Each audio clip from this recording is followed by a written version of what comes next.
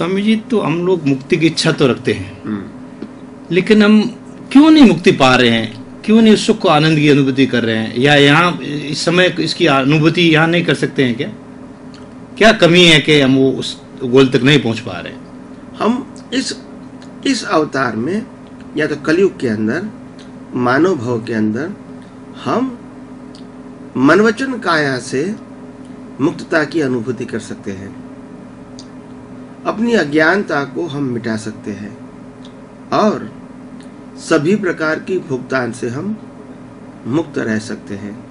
यानी अज्ञान की मुक्ति तो हम इस अवतार में प्राप्त कर सकते हैं, मगर आत्मा की अनुभूति हम इस अवतार में नहीं कर सकते हैं। तो अज्ञान को मिटाना यही आध्यात्म मार्ग में बहुत जरूरी बात है, क्योंकि ये अज्ञान ही तो आत्मा और हमारे बीच कर्टेन है। तो अगर ये कर्टेन निकल गया तो फिर मुक्ति हमारे लिए सरल हो जाती है। तो इसीलिए इस बर्थ में हम अज्ञानता निकाल सकते हैं और केवल दर्शन की बहुत नजदीक हम जा सकते हैं। और हो सकता है 2 या 3 या 4 अवतार में हम नेक्स्ट बर्थ में मोक्ष में भी जा सकते हैं। तो आपका कहने का मतलब हुआ जो स्वरूप, ये एक प्रकार का तप है, इससे मुक्ति नहीं होती है, हाँ, मगर एक प्रकार का तप है जो अपने जीते जी खाना पीना, हलन चलन करना, बातें करना, ये सब बंद करना, एक प्रकार का तप है। और वो तप हमको हो सकता है आगे जाके या तो अच्छा मनुष्य भाव दिला सकता है या देवलोक भी प्राप्त करवा सकता है, मगर इस संलेखना से या तो इस प्रकार के मृत्यु को आह्वान करने से मुक्ति नहीं होती है। तो इसीलिए कहा गया है कि ये जैन धर्मों में इस प्रकार का तप बताया गया है, जिसमें व्यक्ति जीवित होते ही पानी बंद करते हैं, खुराक बंद कर देते हैं, बोलना चालना या हलन चलन भी बहुत बंद कर देते हैं और अपने आप अपने ही शरीर को वो शांत होते देखता है। तो एक प्रकार की प्रक्रिया है, ये प्रकार की जागृति है, हाँ, मगर ये जागृति और ये प्रक्रिया से मुक्ति संभव नहीं है, मगर पुण्य के बंध से या तो अच्छा मनुष्य भाव मिलता है या तो देवलोक भी मिलने की संभावना है।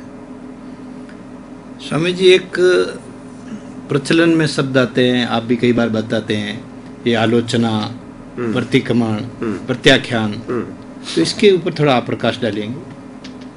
आलोचना, प्रतिक्रमण और प्रत्याख्यान, हर इंसान अपने जीवन में कोई भी गलती करता है तो उनके लिए क्षमा मांगने का एक रास्ता है, जो मुक्त पुरुषों ने बताया है, जो वितराग पुरुषों ने बताया है कि मुक्ति का मार्ग क्या है। तो मुक्ति का मार्ग ये है कि हमारे मन से, वचन से और काया से कोई भी व्यक्ति को दुख हो जाता है तो उनके लिए क्षमा मांगने का एक रास्ता है।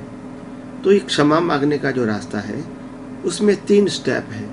सबसे पहला है आलोचना, दूसरा है प्रतिक्रमण और तीसरा है प्रत्याख्यान। आलोचना का मतलब होता है अपनी भूल को एज इट इज स्वीकार करना, इसको कहते हैं आलोचना। और जो आलोचना हमने अपने जीवन में किया है कि ऐसी ऐसी गलतियां मैंने की है, इस आलोचना को हम भाव से अगर क्षमा मांगेंगे भगवान के सामने तो ये दूसरा स्टेप है प्रतिक्रमण। तो पहले आलोचना है, अपने भूल का इकरार करना। दूसरा स्टेप है जो इकरार किया है उनके लिए भाव से भगवान के पास क्षमा मांगो। और तीसरा स्टेप है प्रत्याख्यान।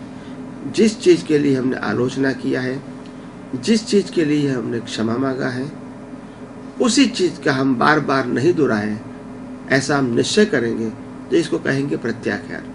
तो ये आलोचना, प्रतिक्रमण और प्रत्याख्यान, ऐसे 3 स्टेप है जो की हुई गलती को मिटाने का मुक्त पुरुष ने बताया हुआ एक साधन है।